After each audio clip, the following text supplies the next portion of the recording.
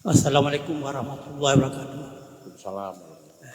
Yang terhormat ayah, yang perlu tanya ayah, mesti tanya waktu tadan mandum setan kabeh itu ngapu. Waktu tadan katanya setan juga habis itu. Man waktu tadan sembayang kaya dong Tuhan harga tanya yang sembayangnya. Tuhan takut.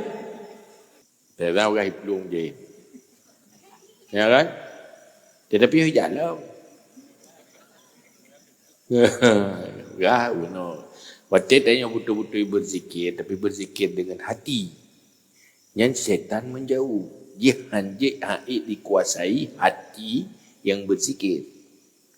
Waktu kita berzikir dengan lidah, betul-betul bernara mati. Lidah tu.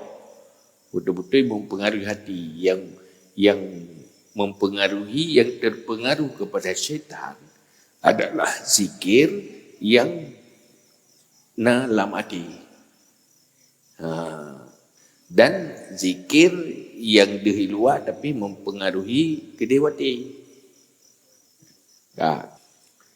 Iji syaitannya dia nak berzikir, dia kosong dia menglau. Tidak berzikir lah, biji olah.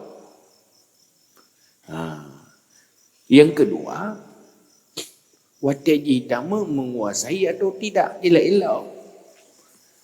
Goda tapi hantar goda. Cuman, itanyo bahasa harot masing-masing. Nya kadang-kadang itanyo, kenapa ya cetan dari sidro, juga lagi haji. Kenapa ya ile, bertang-tang dia, upaya dia goda. Siakai kalau lagi siakai road. Iji hawa itanyo be sumayang itanyo pi hawa dan sumayang. Iji hawa itanyo pubut dosa itanyo pinya galat si mengketentu dua dengan ji. Jadi karenanya persoalan nafsu. Karena bisikan yang ada di hati tidak cuma dari setan. Bisikan yang sumbernya dari nafsu. Nah sumbernya dari malaikat. Artinya mandum dari Allah. Tapi bersebab dengan malaikat. Bersebab dengan nafsu. Bersebab dengan syaitan. Maka tantangan manusia untuk pupuk kebaikan hansip cuma dengan lawan syaitan. Yang paling berat lawan nafsu. Cuma kan nafsu minum. Nafsu senang kepada yang haram-haram. Yang nafsu. Syaitan tugasnya mengingatkan.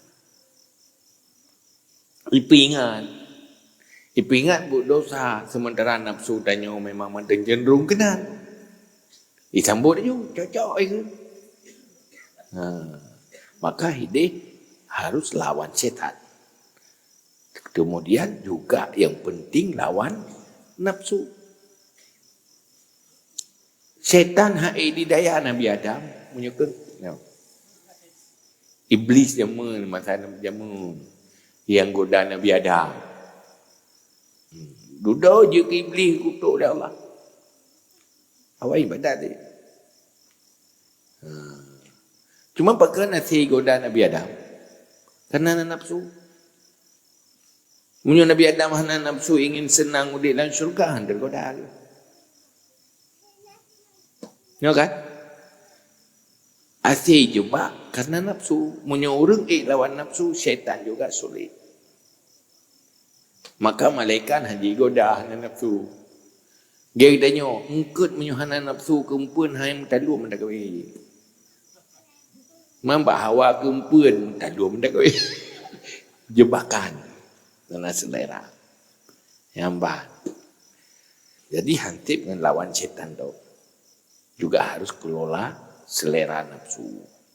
Yang kebutuh ilmu bersesuai dengan. Ikuti arahan ilmu, arahan akal, lawan selera bawaan nafsu. Itu selera nafsu lawamah atau selera nafsu amarah.